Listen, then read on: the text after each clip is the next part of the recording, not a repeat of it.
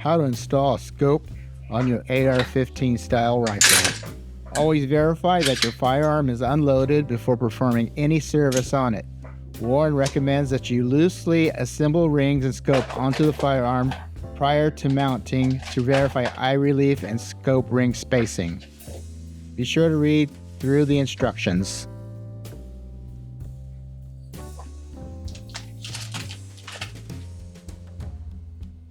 Loosen both nuts on the mount. It is not necessary to remove it like I did here. I should have read the instructions. Remove the 4 cap screws from each top cap with the supplied T15 wrench.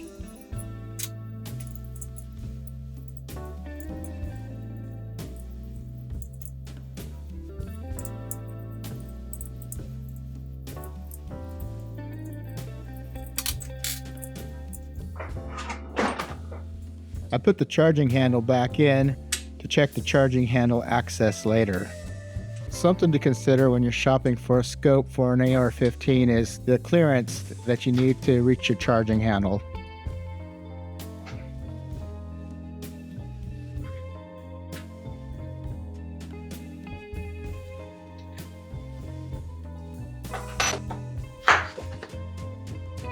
Note the torque spec.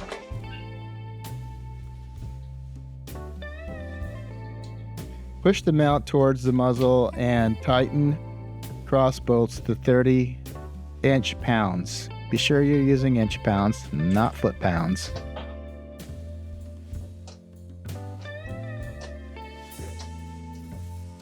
I like to tighten, get each side snug before I actually torque it down.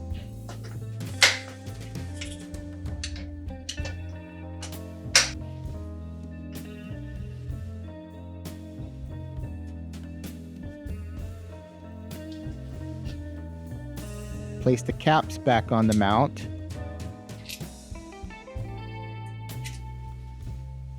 And carefully start the screws, don't cross thread them.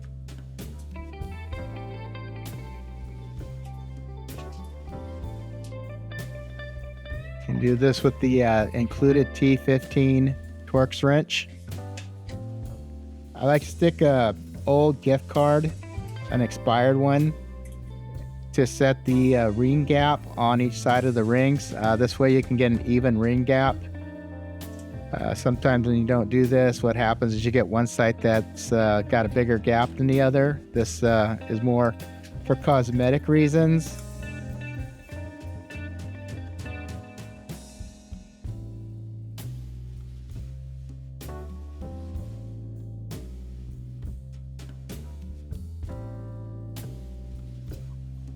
It's just nice to have everything nice and even too.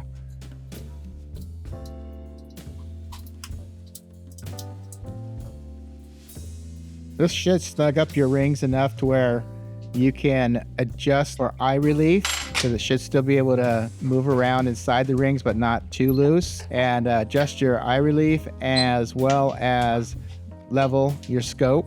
When you're setting your eye relief, the scope has to be positioned in a way where when you draw it up, the position you're going to be shooting the most. Like say if you're a hunter, you're drawing up. If you're shooting 3-gun, when you pull it up, you want to have full sight picture. This is what a full sight picture looks like, and this is not. You don't want to have to pull up and go forward, or pull up and go back. You want to pull up and be ready to go, just like that. When you're done leveling your scope, put it back in your gun vise.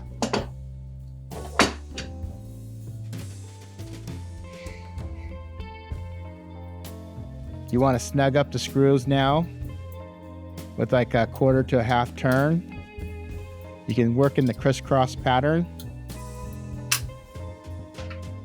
Once that's done, then you want to go ahead and get your torque wrench out.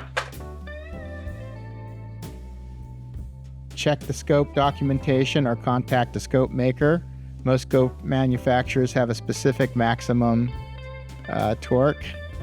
We do not recommend going over 18 inch-pounds. Note the crisscross pattern. So now I'm just going to go through and I'm just going to snug everything up first. Just a little bit.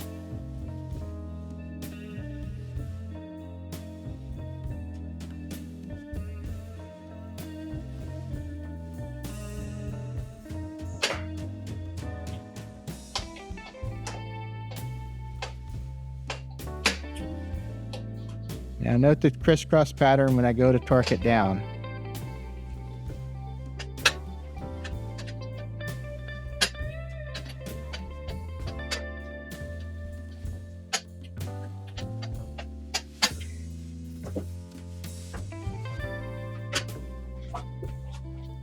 Now I want to note a tip.